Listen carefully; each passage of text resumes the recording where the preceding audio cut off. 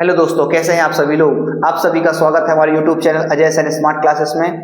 दोस्तों, आज हमारा मुख्य विषय है कक्षा 12वीं लेखा शास्त्र अकाउंट का ख्याति पढ़ने जा रहे हैं।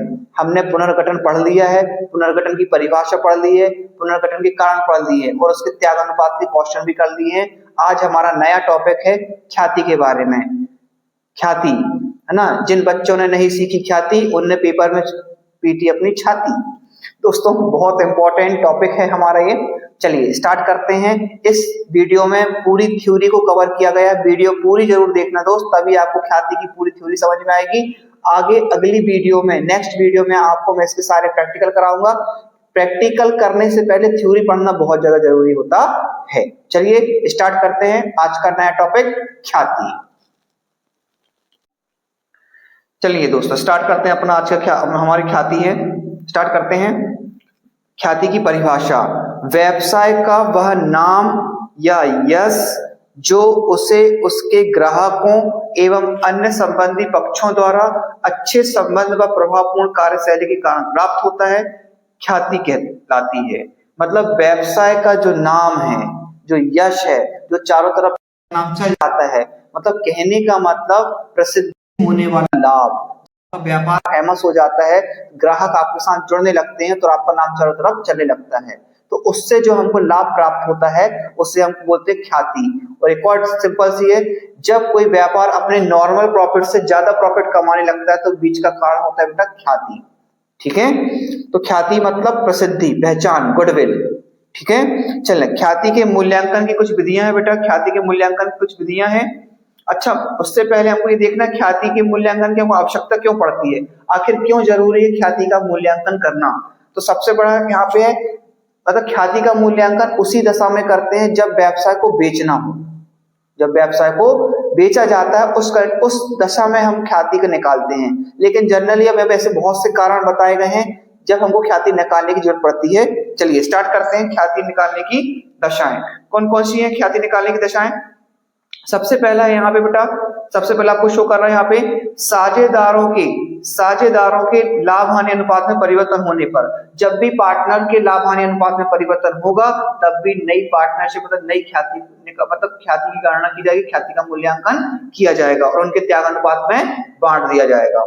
दूसरा है साझेदारों के प्रवेश पर, मतलब जब भी एक नया पार्टनर फर्म में आएगा तो जो पुराने पार्टनर ने भाई जो मेहनत करी है उस मेहनत के बदले में उससे कुछ राशि मांगा जाएगा, जिसको हम बोलते हैं ख्याति। उस कंडीशन में हमको ख्याति निकालना पड़ता है।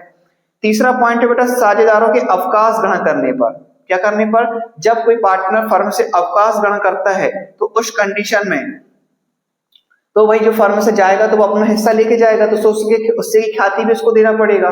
भाई वो लेके जाएगा क्योंकि वो बिजनेस में कमाया, कई सालों से मेहनत करा, तो वो अपना पैसा लेके जाएगा। ठीक है, तो अवकाश ग्रहण करने की दशा में भी ख्याति का मूल्यांकन किया जाता है। चौथा है साझेदार की मृत्यु होने पर, अगर किसी पार्टनर की मृत्यु हो जाए, डेथ हो जाती है, तो उसके उत्तराधिकारी को भुगतान किया जाता है। तो उत्तराधिकारी को भाई भुगतान तो करना पड़ेगा, तो उस समय भी वो ख्याति निकालनी पड़ेगी और उसका हिस्सा उसके उत्तराधिकारी को देना पड़ेगा। पांचवा पॉइंट आता है बेटा हमारा साझेदारी फर्म के समापन पर, जब व्यवसाय का विक्रय हो रहा हो, मतलब जब आपकी पार्टनरशिप बंद हो रही हो, समाप्त हो रही हो और उस समय आप अपने व्यापार को बेच रहे हो, उस कंडीशन में भी ख्याति का मूल्यांकन किया जाता है ताकि हमको सही दाम मिल सके। इसके बाद हमारा अगला पॉइंट आता है बेटा, लास्ट पॉइंट आता है साझेदारी फर्म के विलय होने पर। जब आपकी पार्टनरशिप फर्म दूसरी पार्टनरशिप फर्म के साथ मिल जाती है उस कंडीशन में हम ख्याति का मूल्यांकन करते हैं। चलिए आगे बढ़ते हैं। आई होप आपको ये कंडीशन समझ में आई हो, दशाएं समझ में आई हो। आगे बढ़ते हैं अपना आगे अगला क्रम।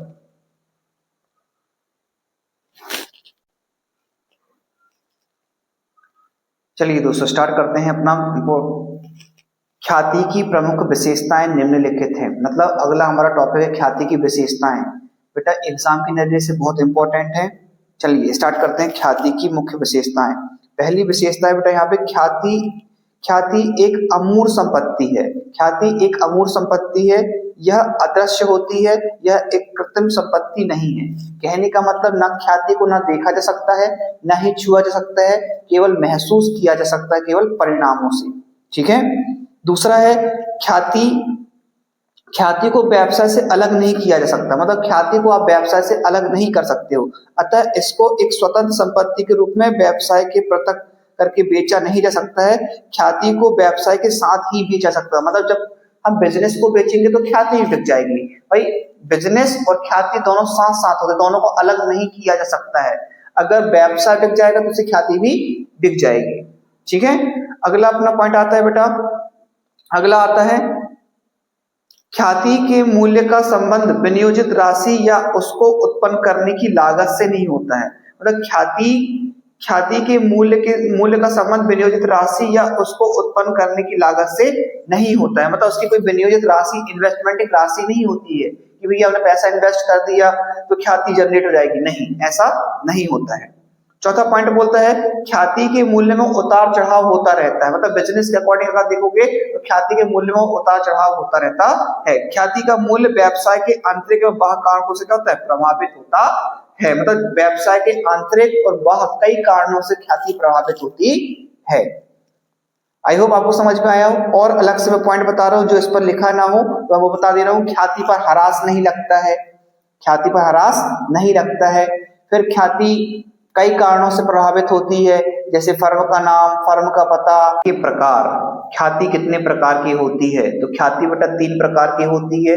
सबसे पहले ख्याति 3 प्रकार की होती है, उसमें पहला आता है बिल्ली के स्वभाव वाली ख्याति। कौन से स्वभाव की बेटा, बिल्ली के स्वभाव वाली ख्याति।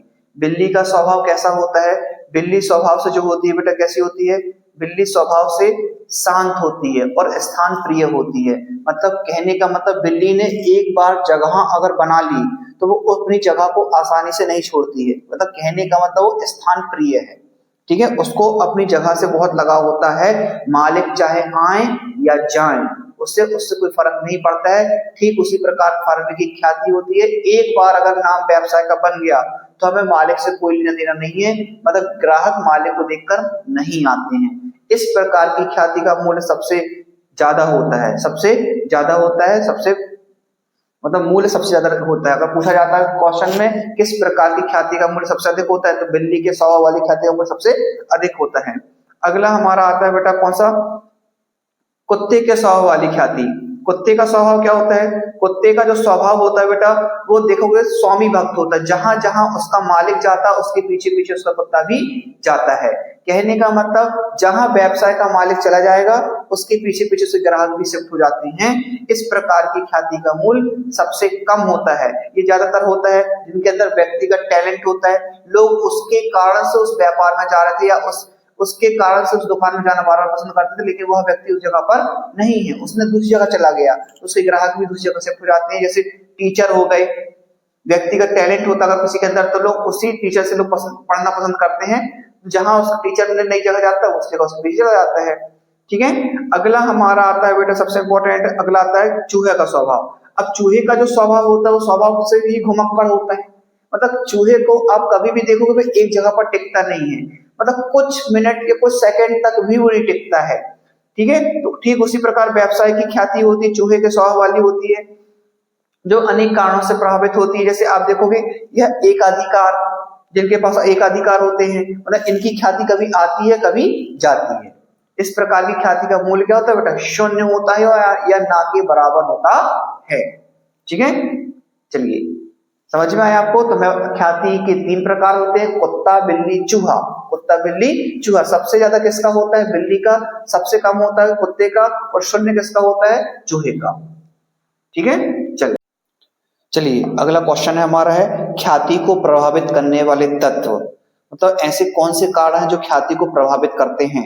सबसे महत्वपूर्ण बेटा सबसे पहला अपना टॉपिक आता है, इसमें सबसे पहले आता है फर्म की स्थिति व नाम। फर्म की स्थिति व नाम मतलब कभी क्या होता है, फर्म की स्थिति और उसका नाम बहुत मायने रखता है, ख्याति को प्रभावित करता है। कुछ नाम ऐसे होते हैं जो हमको पूर्वज मतलब दादा परदादा के जमाने से वही नाम हम यूज कर रहे हैं, है ना, वही नाम उस लड़के मतलब दादा ने यूज किया, वही पापा ने यूज किया, वही उसका लड़का यूज कर रहा है व्यापार को चलाने में। तो ये ऐसे जो नाम होते हैं जो प्रसिद्धि मिल जाती है, चारों तरफ फैल जाते हैं, इस कारण से भी ख्याति क्या होती है बेटा, प्रभावित होती है। दूसरा हमारा पॉइंट आता है बेटा व्यवहार कुशलता, मतलब ग्राहक कहते हैं ना, आपका मतलब व्यापार आपके व्यवहार से चलता है। यदि आपका नेचर अपने ग्राहकों के साथ अगर अच्छा है, अपन अच्छे से बात कर रहे हैं, अच्छी सेल्स सर्विस दे रहे हैं, तो वो व्यक्ति आपकी दुकान में बार बार आते हैं, आपके ग्राहक आपकी दुकान में बार बार आते हैं, जिसके कारण से ख्याति जनरेट होती, ख्याति उत्पन्न होती है। तीसरा पॉइंट आता है बेटा उचित कीमत पर अच्छा माल। जहां पर ग्राहकों को अच्छी कीमत पर अच्छा माल मिलेगा, वो उस दुकान में जाना बार बार पसंद करते हैं। ठीक है, इसके बाद देखा बेटा विज्ञापन के कारण, मतलब जब किसी भी चीज की एडवर्टाइजमेंट ज्यादा हो जाती है, जब आप अपने नाम की, अपने ब्रांड की जब एडवर्टाइजमेंट ज्यादा कराते हो, तो वो नाम लोगों की आंखों के सामने घूमने लगता है और चारों जगह आपका नाम नजर आता है, जिससे उनके नाम उनकी दिमाग में छप जाता है, उनको फटाक से याद हो जाता है। इस तरह की उनकी ख्याति चारों तरफ फैल जाती है। पांचवा बेटा पॉइंट है एकाधिकार को निकालना। एकाधिकार का मतलब क्या होता है, अगर आप एकमात्र विक्रेता है किसी वस्तु के, तो जो ग्राहक होंगे केवल आपकी ही दुकान में आएंगे और इससे आपकी दुकान का नाम बार बार फेमस हो जाएगा, फैल जाएगा। अगला आता है ग्राहकों को सुविधाएं। यदि ग्राहकों को आपके व्यवसाय में अच्छी सुविधाएं मिलती हैं, अच्छी सेल्स सर्विस मिलती है, तो वो आपकी दुकान में आना बार बार पसंद करेंगे और आपकी ख्याति बार बार क्या हो जाएगी, जनरेट होगी, ख्याति प्रभावित होगी। फिर आता है फर्म के संतुष्ट कर्मचारी। यदि आपके फर्म के जो कर्मचारी वो आपके व्यवसाय से संतुष्ट हैं, तो वो आपकी क्या करते हैं, तारीफ करते हैं और लोगों को बताते हैं और आपकी कंपनी से उनको जोड़ते हैं। तो ऐसे करके ख्याति क्या होती है बेटा, जनरेट होती है। तो हम कह सकते हैं ख्याति को बहुत सारी चीजें प्रभावित करती हैं। फर्म की स्थिति व नाम, व्यवहार कुशलता, उचित कीमत और अच्छा माल, विज्ञापन, एकाधिकार, ग्राहकों सुविधा और फर्म के। दोस्तों ख्याति के मूल्यांकन की कितनी विधि होती है? ख्याति के मूल्यांकन की 3 विधि होती है। पहली होती है औसत लाभ विधि, दूसरी होती है अधिलाभ विधि, तीसरी होती है पूंजीकरण विधि। पूंजीकरण विधि के अंदर 2 विधि आती है, औसत लाभ का पूंजीकरण और अधिलाभ का पूंजीकरण। ठीक है, आप ये अच्छे से याद कर लें, ये मूल्यांकन की विधियां हैं, इनके बारे में आगे चलेंगे, आगे इनके फॉर्मूले पढ़ेंगे। और अब हम करेंगे बेटा इनके सवाल। क्या करेंगे बेटा? सवाल करेंगे, प्रैक्टिकल करेंगे, जो पेपर में आता ही आता है। 101% आपसे एमपी बोर्ड में ये क्वेश्चन पूछा जाता है, और कोई भी बोर्ड एग्जाम, चाहे बिहार बोर्ड चाहे कोई बोर्ड हो, हर एग्जाम में क्वेश्चन इसका पूछा जाएगा। तो अपन अगली वीडियो में करेंगे क्या, अगर आपको वीडियो देखना हो तो पहले आप ये थ्योरी जरूर पढ़िएगा, फिर अगली वीडियो में इसके सारे प्रैक्टिकल कवर करें। चलिए दोस्तों, हमारी सारी थ्योरी कवर हो चुकी है ख्याति की। अब नेक्स्ट वीडियो में आपको सारे प्रैक्टिकल कवर किए जाएंगे। जैसे इस वीडियो में हमने पूरे थ्योरी कवर कर दी ख्याति की, अगली वीडियो में सारे कॉन्सेप्ट के सारी मेथड आपको सिखाऊंगा अच्छे से। वो वीडियो के आप देखना ना भूलें। इसलिए अगर आप हमारे चैनल में नए हैं तो चैनल को सब्सक्राइब जरूर कीजिए और बेल आइकन को प्रेस जरूर कीजिए, ताकि आपको जब भी नई वीडियो अपलोड हो आप तक पहुंच जाए। जय हिंद, जय भारत।